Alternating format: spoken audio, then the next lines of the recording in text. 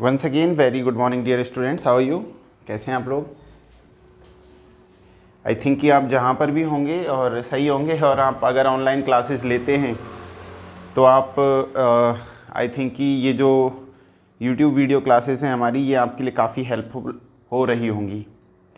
तो मेरा आपसे यही रिक्वेस्ट है कि जब जब आपको नीड है आप वीडियो देख सकते हैं। अदरवाइज़ मेरा आपको एक सजेशन है कि आप ज़्यादा से ज़्यादा बुक रीडिंग पर फोकस करें और सेल्फ लर्निंग जो है उसको प्रमोट करें। आपको अगर कोई प्रॉब्लम आती है या आपको स्टार्टिंग कॉन्सेप्ट कोई समझना है तो आप जो है ऑनलाइन क्लासेस की हेल्प ले सकते हैं। अदरवाइज़ आपके पास अगर जो भी बुक है, रेफरेंस बुक है, एनसीईआरटी बुक है या कोई और सपोर्टेड मटेरियल है, आप उसमें टाइम ज़रूर दें। स्क्रीन टाइम की जगह पर आप उसमें टाइम ज़रूर दें, वो क्योंकि आपके लिए मेरे हिसाब से ज़्यादा बेनिफिशियल है, ज़्यादा बेनिफिटेबल है। So in this today's class we are going to explain a beautiful chapter which is related to the Indian economy. It is a second part of the 12th class economics syllabus, and our today's topic is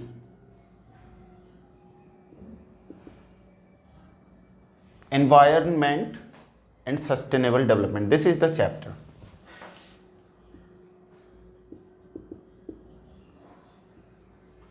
Environment and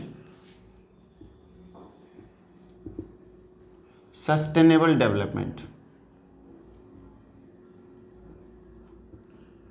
देखिए बच्चों, जितना खूबसूरत इस chapter का name है उतना ही खूबसूरत ये चैप्टर रियली में है अगर आप इसको देखें। Now you are 12th class student and you already have read about the environment and sustainable development. Hope sustainable development is a new concept, is a new vibrant concept in these days, but this is basic concepts. ये कक्षा 6 से लेकर के 10वीं तक आपने कई बार इस कॉन्सेप्ट को पढ़ा होगा। तो आज इसी पे हम बात करेंगे। इसके रिगार्डिंग कुछ ऐसी चीज़ें जो हमें बहुत ज़रूरी है जानना, जो हमारे लिए बहुत बेनिफिटेबल हैं, या हम ये कहें कि अगर एग्ज़ाम के पॉइंट ऑफ व्यू से देखें तो हमें कौन कौन सी ऐसी चीज़ें हैं जिनको नहीं भूलना चाहिए। तो चलिए स्टार्ट करते हैं इस टॉपिक की बहुत सिंपल मैनर में और बहुत आसान तरीके से समझते हैं कि आखिरकार इस चैप्टर में आपको क्या क्या ऐसी चीज़ें हैं जिनको आपको कम से कम समझना चाहिए और उनके बारे में ज़रूर नॉलेज रखनी चाहिए। सबसे पहले किसी भी चैप्टर की स्टार्टिंग में मैंने आपसे बार बार कहा है कि बेटा उसके बारे में जो बेसिक है वो ज़रूर आपको जानना चाहिए। तो बेसिक से स्टार्ट करते हैं। तो सबसे पहले आता है आपका meaning of environment. Meaning of environment. अब मीनिंग ऑफ एनवायरनमेंट की बात करते हैं तो इसकी कई सारी डेफिनेशंस आपको मिलेंगी, बुक्स के अंदर भी मिलेंगी और आपने भी कई तरीके की डेफिनेशंस बनाई होंगी और आपने सोचा भी होगा। तो सबसे पहले हम यहीं से स्टार्ट करते हैं। जब मीनिंग की बात आती है तो व्हाट इज़ एनवायरनमेंट, ये क्या है? इस वर्ड को आप लोग जो है यहाँ पर देखेंगे। कई लोग कहते हैं कि सर ये एक कंडीशन है,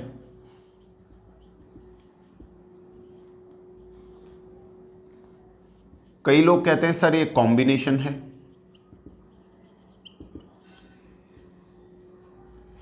कई लोग जो है वो एनवायरनमेंट के बारे में अलग अलग अपने विचार रखते हैं और कई लोग जो है इसको क्वालिटी ऑफ लाइफ को इन्हेंस करने वाला बताते हैं कि ये एनवायरनमेंट है। कई लोग एनवायरनमेंट को जो है वो वाइल्ड लाइफ से रिलेटेड या कोरिलेट करते हैं। तो अलग अलग चीज़ें जो है आपको देखने को मिलेंगी, बट जहाँ तक मेरा मानना है in the reference of environment, I think कि आपने कभी इन चीज़ों को देखा है, लाइक दैट वाटर, पानी जिसको कहते हैं जल, एयर देखा है आपने? एयर दिखती नहीं है एयर, ठीक है ना, लेकिन फील किया है, किया होगा, जानते होंगे इसके बारे में थोड़ा थोड़ा, बिल्कुल। कभी आपने इसके बारे में सोचा है? भूमि जिसको कहते हैं, जमीन, लैंड, ये कुछ ऐसी चीज़ें हैं। और कई बार आपने वाइल्ड लाइफ में एनिमल्स के बारे में तो सुना ही होगा बहुत अच्छे तरीके से। आपने ह्यूमन बीइंग्स के बारे में भी सुना होगा। आप सब लोग आएंगे इसमें। मेरा मानना ये है कि ये जो एनवायरनमेंट का कॉन्सेप्ट है, इसके अंदर ये सारी चीज़ें हैं, वाटर, एयर, लैंड, और एक और चीज़ अगर इसमें ऐड करना चाहूँ मैं, कि आपका फिजिकल असेट्स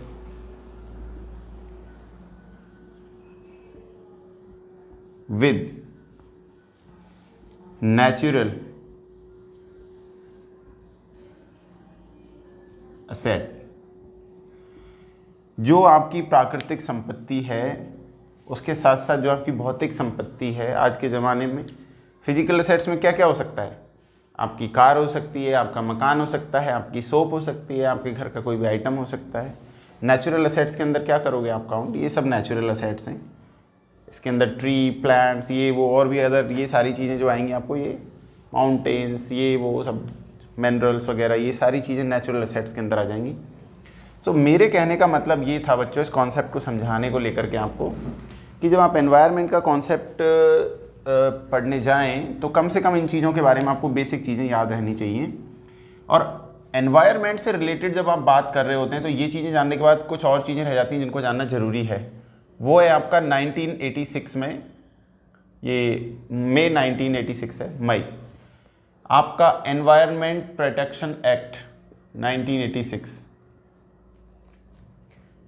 इसको बोला जाता है पर्यावरण संरक्षण अधिनियम, एनवायरनमेंट प्रोटेक्शन एक्ट, इंग्लिश वाले बच्चों के लिए ना, हिंदी वालों के लिए पर्यावरण संरक्षण अधिनियम। ये सेंट्रल गवर्नमेंट, केंद्र सरकार, पूरा नियंत्रण उन्हीं के द्वारा है, और राज्य सरकार जो है इसको लागू करेंगी। पूरे भारत में है ये जो एक्ट है, ये पूरे इंडिया के अंदर ये इम्प्लीसिट किया गया है 1986 के बाद में, या 1986 के साथ में, ये कहें तो ज़्यादा बेहतर है। इसके अंदर क्या है कि एनवायरनमेंट प्रोटेक्शन एक्ट में ये है कि आपको आपका जो पर्यावरण है इसको संरक्षित करना है, कंजर्व करना है, इसको सुरक्षित रखना है, बचाना है। किससे बचाएंगे भाई आप?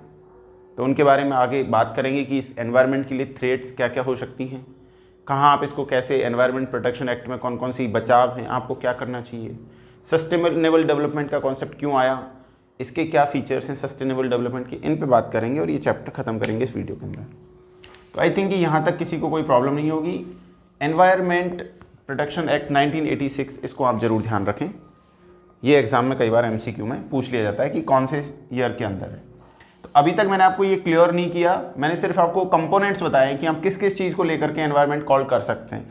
तो आप ऐसे कह सकते हैं कि environment includes all the surroundings, surroundings मतलब आपके चारों तरफ क्या है, ये सब कुछ आपके चारों तरफ है। तो it's includes all the surroundings things, जो भी आपके चारों तरफ ये चीज़ें आपको मिलती हैं, it is a combination of these all. इस तरीके से आप इसकी डेफिनेशन को कॉल कर सकते हैं। आई थिंक ये कॉन्सेप्ट आपको समझ में आ गया होगा। मैं सिर्फ आपको कॉन्सेप्ट बताने की कोशिश कर रहा हूँ इस वीडियो के अंदर। बाकी चीज़ें ऐसा है कि आपकी बुक्स में अवेलेबल हैं, आप वहाँ भी देख सकते हैं कुछ चीज़ें। अब हम बात करते हैं इसके नेक्स्ट पार्ट की, और नेक्स्ट पार्ट हमसे ये कहता है कि जो अपना एनवायरनमेंट है ये इसके फीचर्स क्या हैं, यानी इसका इम्पोर्टेंस क्या है, क्यों ज़रूरी है ये, why it is necessity, why it is necessary for us, क्यों ज़रूरी है एनवायरनमेंट। तो इसके बारे में दो तीन चीज़ें जैसे आपको मैं यहाँ पे बता दूँ तो आप ध्यान रखेंगे। चाहे आप सिग्निफिकेंस ऑफ या फंक्शंस ऑफ एनवायरनमेंट बोलें या सिग्निफिकेंस बोलें, बात एक ही है। तो आपको यहाँ पर दो तीन चीज़ें ध्यान रखनी है। सबसे पहले हम बात करने वाले हैं अब नेक्स्ट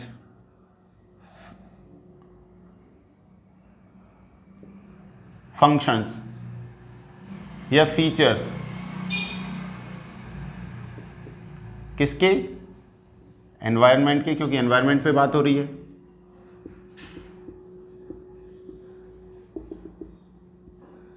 ट्वेल्थ क्लास इकोनॉमिक्स वालों के लिए जो है ये चैप्टर है इंडियन इकोनॉमी का, और क्वेश्चन कई बार पूछ लिया जाता है यहाँ से 2 और 3 मार्क्स में, सॉरी जनरली 1 मार्क्स में भी पूछा जा सकता है। तो सबसे पहला पॉइंट्स के थ्रू देखेंगे फटाफट जल्दी। नंबर 1, एनवायरनमेंट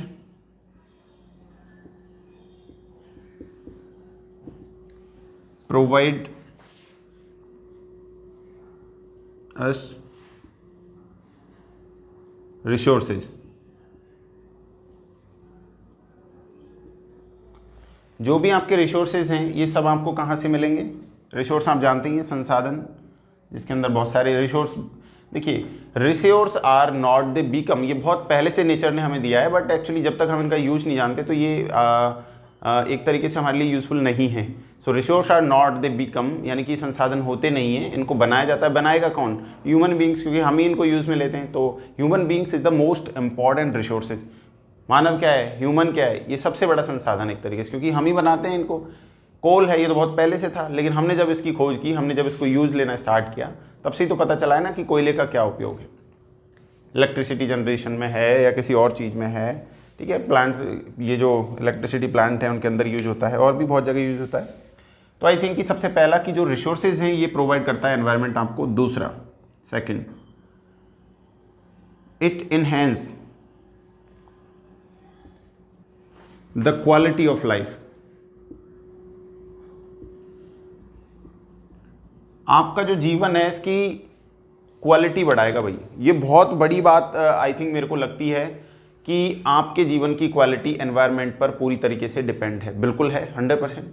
अगर एनवायरनमेंट खराब होगा, एयर क्वालिटी इंडेक्स खराब होगा, पीने का पानी खराब होगा, जमीन का डिग्रेडेशन हो जाएगा, लैंड डिग्रेडेशन हो जाएगा, तो आपकी लाइफ जो है सस्टेन नहीं कर पाएगी, आप जीवन नहीं जी पाएंगे। बहुत जल्दी आपका जो एक तरीके से लाइफ एक्सपेक्टेंसी जो रेट है वो बहुत डाउन हो जाएगा। तो अच्छा एनवायरनमेंट आपके हेल्थ के लिए बहुत ज़रूरी है। तो आपकी क्वालिटी ऑफ लाइफ जो है उसको इन्हेंस करता है आपका ये एनवायरनमेंट यहाँ पर। तो ये कुछ ऐसी चीज़ें हैं जिनको आपको ध्यान रखना है। एक अगला लिखेंगे आप, environment sustain life. It is important regarding the sustain of life.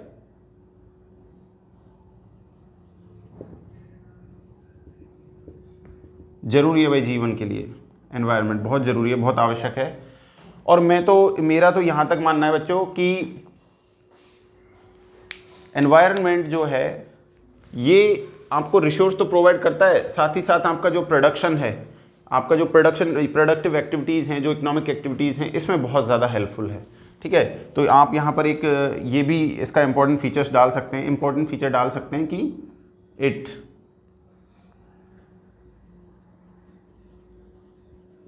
Increase the output, या फिर मैं ये कहूँ कि प्रोडक्टिव एक्टिविटी।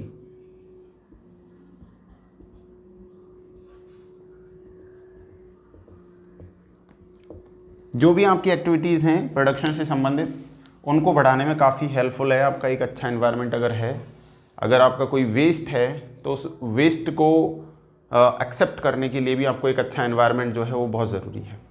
कई बार आपने देखा होगा डंपिंग जोन सिटी के बाहर ऐसी जगह पे बनाए जाएंगे जहाँ पर बहुत अच्छा एरिया होगा, लेकिन सिटी से बहुत दूर, जो एक्चुअली उसको वहाँ पे एक्टिविटीज़ इस तरीके की होंगी कि वो उसको ग्रास्प कर लें एक तरीके से।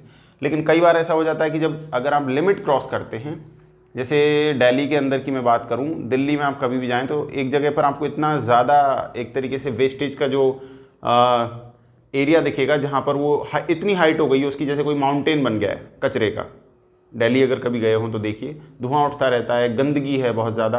तो मेरे कहने का यहाँ पर मतलब है कि अगर अच्छा एनवायरनमेंट होगा तो आपको ये सारी चीज़ें मिलेंगी, आपका लाइफ बहुत अच्छा होगा, क्वालिटी बदलेगा, रिसोर्सेज अवेलेबल करे होंगे आपके लिए, बहुत तरीके के रिसोर्सेज, और यहाँ पर आपका प्रोडक्टिव एक्टिविटीज़ वगैरह ये सब इंक्रीज़ होंगी। और कहने का मतलब ये है कि लाइफ में स्टेबिलिटी आएगी। लाइफ के साथ इसको सीधे कोरिलेट करें, चाहे ह्यूमन बींग्स की हो चाहे अपने वाइल्ड लाइफ एनिमल्स की हो, दोनों को अफेक्ट करता है आपका ये एनवायरनमेंट सीधा। अब हम आगे इसके बात करेंगे, ये चीज़ें तो यहाँ तक क्लियर है कि कोई दिक्कत नहीं है।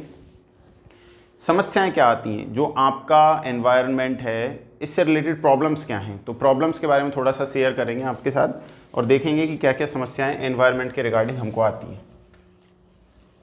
बहुत बेसिक सा कॉन्सेप्ट है, ये कक्षा 6 का बच्चा भी इसको अगर मैं कहूँ तो एक तरीके से पढ़ सकता है, लेकिन वापस ये रिपीट हुआ है क्लास में रिगार्डिंग द इकोनॉमी, और क्या क्या इसके इम्पैक्ट्स हैं, कैसे करना चाहिए, कहाँ कहाँ ये इसका कोरिलेशन आपको दिखाना है, कैसे इसको ध्यान में रखना है। कुछ चीज़ें बेसिक सी बातें मैं आपको इस चैप्टर की बता रहा हूँ जो आपको याद रखनी है। अब बात करते हैं यहाँ पर प्रॉब्लम्स की। Problems regarding the environment. भाई प्रॉब्लम्स में मेरे को तो जहाँ तक यानी मुझे जहाँ तक लगता है आई थिंक कि जो प्रॉब्लम है उसमें दो तरीके की चीज़ें हो सकती हैं। पहला, एक तो है आपका पॉल्यूशन, जिसको आप बोलते हैं प्रदूषण। तो ये जो पॉल्यूशन है ना बेटा, ये इस एनवायरनमेंट के लिए बहुत खतरनाक है। पॉल्यूशन को कई तरीके से, इसके कई काइंड्स होते हैं, आपने देखा होगा पहले। जैसे एक होता है अपना वाटर पॉल्यूशन, एक होता है आपका नॉइज़ पॉल्यूशन, ठीक है ना। नॉइज़ पॉल्यूशन हो गया, वाटर पॉल्यूशन हो गया, और या फिर मैं ये कहूँ कि एक हो गया आपका एयर पॉल्यूशन। तो ये कुछ ऐसे प्रदूषण के या पॉल्यूशन के टाइप्स हैं जिनको आपको ध्यान में रखना चाहिए। ये समस्या है आपके एनवायरनमेंट के लिए। कई बच्चे पूछते हैं सर अब ये जो पोर्शन है वाटर पॉल्यूशन क्या है, कि भाई अगर कोई सॉलिड वेस्ट है या कोई लिक्विड वेस्ट है और उसको आप चाहे वाटर में जा रहा है, चाहे एयर में जा रहा है, चाहे ये यहाँ पर नॉइज़ का थोड़ा कॉन्सेप्ट अलग है क्योंकि ये it's directly related to the quality of sound या वॉइस लेवल ऑफ, एक तरीके से मैं कहूँ कि अगर आपका जो ये ध्वनि है जिसको कहते हैं आप, अगर उसका लेवल ज़्यादा है डेसिबल में, तो ये कहेंगे कि यहाँ पे नॉइज़ पॉल्यूशन हो रहा है। इसके कई सारे रीजन उनके बारे में बात करेंगे, बट ये बहुत छोटी क्लास का कॉन्सेप्ट है, बचपन से आप इसको पढ़ते आ रहे हैं।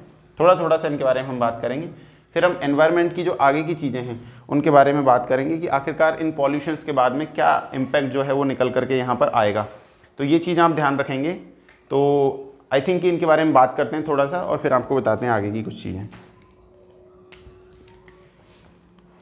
पॉल्यूशन का मतलब क्या होता है, सबसे पहले तो ये बताइए। पॉल्यूशन का मतलब ये है, जैसा आप जो पॉल्यूटेंट होते हैं, यानी कि पॉल्यूशन कब होगा, जब पॉल्यूटेंट क्या है, कोई ना कोई थिंग्स होगी, कोई ना कोई ऐसा कोई फिजिकल एक तरीके से कोई थिंग्स आप कह सकते हैं जो अगर उस चीज़ के साथ मिक्सअप होती है उसको ख़राब करती है, that is called, these are called pollutant. And pollutant are the, एक तरीके से मैं कहूँ कि ये पाथ प्रोवाइड करते हैं पॉल्यूशन के लिए, जो पॉल्यूटेंट आपके हैं।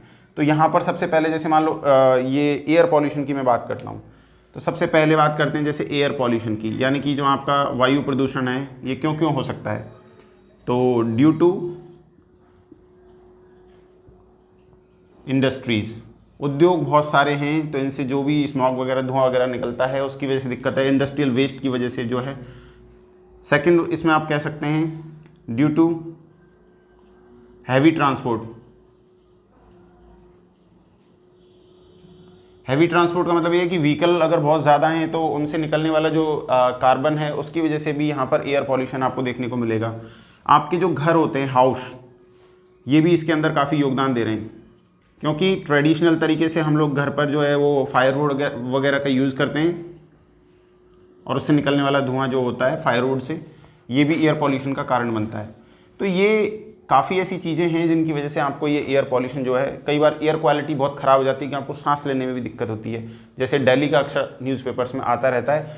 और अगर मैं एक बात एयर पॉल्यूशन की कहूँ तो हैवी पॉपुलेशन को कभी ना भूलें आप। जनसंख्या अगर एरिया के अकॉर्डिंग बहुत ज़्यादा हो जाएगी तो कहीं ना कहीं उसकी वजह से ज़्यादा रिसोर्सेज की ज़रूरत हमें पड़ती है, ज़्यादा उसकी वजह से हैवी ट्रैफिक रहेगा, ज़्यादा इंडस्ट्रीज़ होंगी, तो कहीं ना कहीं हैवी पॉपुलेशन या हाई पॉपुलेशन जो है वो रेट है वो भी इसका एक वजह बनती है। तो ये कुछ चीज़ें हैं जिनकी वजह से वायु प्रदूषण होता है। इसकी वजह से काफ़ी सारी बीमारियाँ आपको देखने को मिलेंगी। कई लोगों को जो है लंग्स की बीमारी हो जाती है, ठीक है, अस्थमा हो जाता है, और भी हाइपरटेंशन होने लगती है। बहुत सारी ऐसी बीमारियां हैं जो इसकी वजह से होती हैं और ये आपकी क्वालिटी ऑफ लाइफ को ख़राब कर देती हैं। वाटर की बात करें तो इंडस्ट्रियल वेस्ट वाटर में अगर जाएगा तो यहाँ पर आप यमुना नदी का एग्जाम्पल देख लीजिए दिल्ली के अंदर। वाटर का मतलब है कि आपका जो साफ़ पानी है उसके अंदर कोई पॉल्यूटेंट अगर मिल रहे हैं और उसको ख़राब कर रहे हैं, उसकी क्वालिटी ख़राब हो रही है, तो ये आपका वाटर पॉल्यूशन कहलाएगा। इसमें आप ध्यान रखें, इससे भी बहुत सारी बीमारियां जो है पानी से आपको देखने को मिलेंगी। तो मेरे कहने का मतलब यही है कि ये जो आपके ये पॉल्यूशन मैंने आपको यहाँ पे बताई है, ये एनवायरनमेंट के लिए चैलेंज है, इसके लिए ये प्रॉब्लमेटिक सिचुएशन है। अगर मान लीजिए आप एक बात बताइए, अगर किसी रिवर के वाटर की क्वालिटी ख़राब हो गई है तो आप सोचिए उसका इम्पैक्ट कहाँ कहाँ होगा। ह्यूमन बींग्स पे डायरेक्ट होगा क्योंकि आप वो पानी नहीं पी पाएंगे, आपके लिए यूज़फुल नहीं होगा। उस वाटर के अंदर जो आपकी और वाटर बॉडीज़ हैं और जो एनिमल्स हैं और जो एक तरीके से मैं ये कहूँ कि जो ऐसे जीव जंतु हैं जो उस पानी के अंदर हैं, ठीक है ना, बहुत सारी प्रजातियां हैं जो वाटर के अंदर होती हैं, तो वो सब कहीं ना कहीं उससे अफेक्टेड होती हैं और मर जाते हैं। तो उससे क्या है कि आपका जो एक एनवायरनमेंट का जो सिस्टम है ये जो हमारा सिस्टम है पूरा, ये सिस्टम ख़राब होने लगता है, और जब आपके जो साइकिल है वो साइकिल टूटेगा तो उसमें क्या है कि फिर प्रॉब्लम होती है। तो कहीं ना कहीं ये आपका जो बायोडाइवर्सिटी है उसको ये अफेक्ट करेगा, और यहाँ इसकी वजह से आपकी क्वालिटी ऑफ लाइफ ख़राब होने लगेगी। साथ साथ एनिमल्स की भी और वाइल्ड लाइफ जो है उस पर बहुत ज़्यादा इफेक्ट आएगा। तो इन चीज़ों को बचाएं आप, ये पॉल्यूशन जो है कम से कम करें। नॉइज़ पॉल्यूशन में क्या है कि जो लेवल ऑफ वॉइस है बहुत ज़्यादा होता है, जैसे कोई बहुत तेज़ स्पीकर बज रहा है, बहुत ज़्यादा व्हीकल्स चल रहे हैं, बहुत हैवी इंडस्ट्री काम कर रही है, उसमें आवाज़ आ रही है। अब आप बताइए कि आपके घर के पड़ोस में एक बहुत हैवी इंडस्ट्री लगा दी जाती है सीमेंट की, वहाँ से बहुत तेज़ आवाज़ आती है, तो बताइए आपकी क्वालिटी ऑफ लाइफ कैसी हो जाएगी, ख़राब हो जाएगी ना 100%। तो मेरा कहने का मतलब ये है कि इन जो ये थ्रेट्स हैं एनवायरनमेंट के लिए, इनको कम से कम किया जाए। अब इसमें सबसे खास बात देखिए कि आखिरकार केंद्र सरकार क्या करती है। यहाँ पर CPCB, ये ध्यान रखेंगे बच्चे, इंपॉर्टेंट है। ये है आपका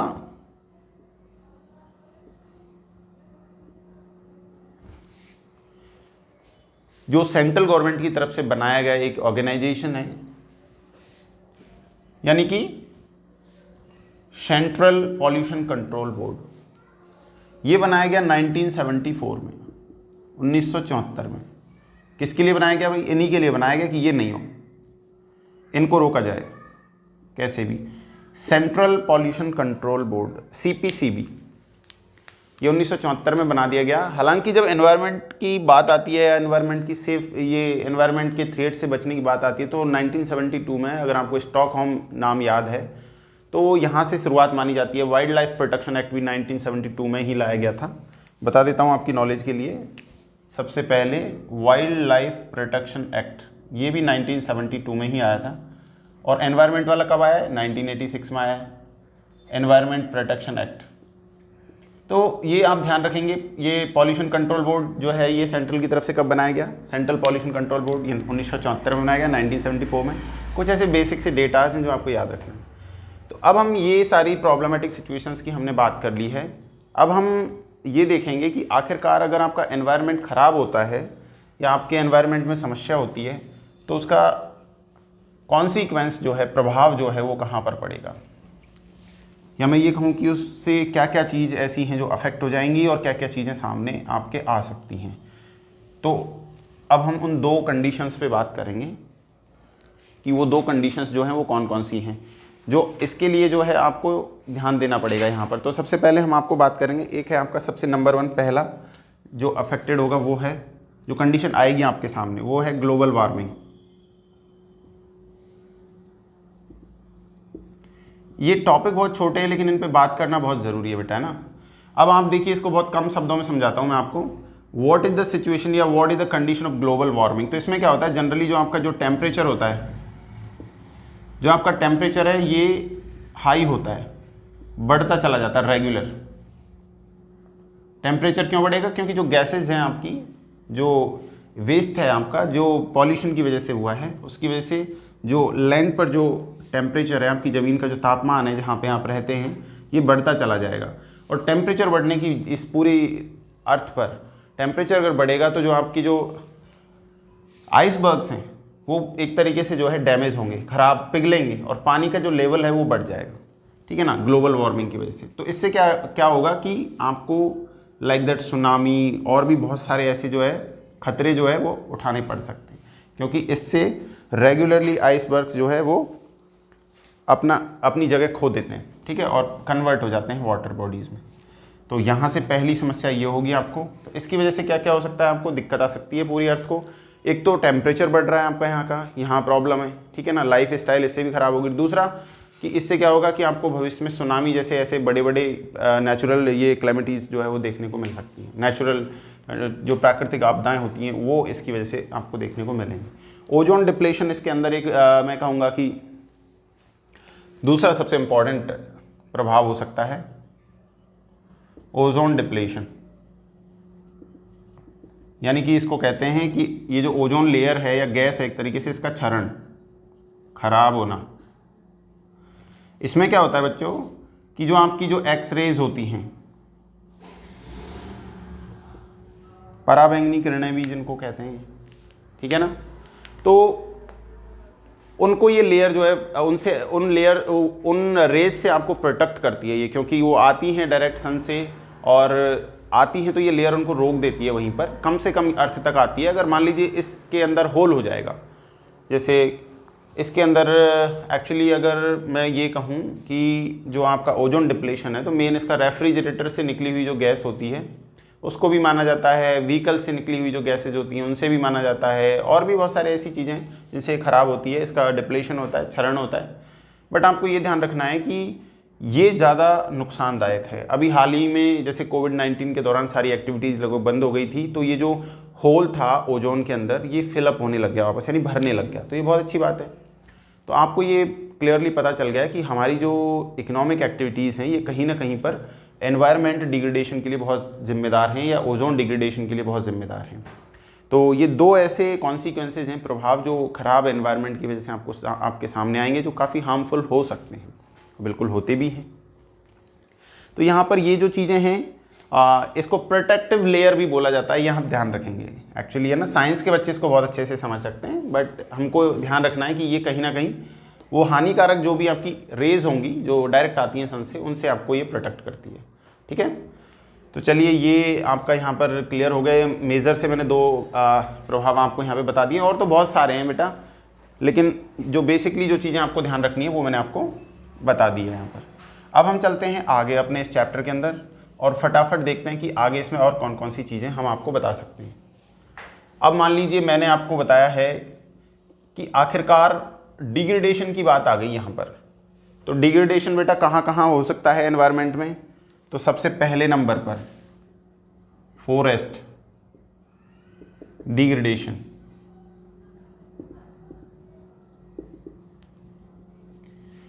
फॉरेस्ट डिग्रेडेशन क्यों होगा? ये एक तरीके से मैं कहूँगा कि अगर आप एक्सप्लॉयटेशन करेंगे, एक्सप्लॉयटेशन ऑफ फॉरेस्ट, आप अपने इकोनॉमिक प्रॉफिट के लिए अगर जंगलों को काट देंगे, पेड़ पौधों को काट देंगे, तो ये एक तरीके से एक्सप्लॉयटेशन कहलाएगा। और इससे क्या होगा कि आपके जंगल ख़त्म होने लगेंगे, यानी आपको अननेसेसरी जहाँ पर फॉरेस्ट एरिया है उसमें कटाई प्रतिबंधित रखनी चाहिए। वहाँ पर जनरली अपनी इकोनॉमिक एक्टिविटीज़ को पूरा करने के लिए उनको कट नहीं करना चाहिए, तो ये दिक्कत है। सेकेंड नंबर पे लैंड डिग्रेडेशन। भूमि जो क्षरण है ये क्यों होगा भाई? तो इसके कई सारे रीजन बताए जा सकते हैं। जैसे पहला सोइल इरोजन।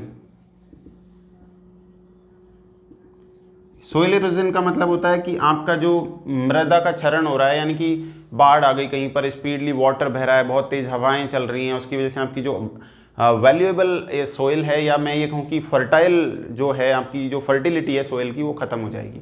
तो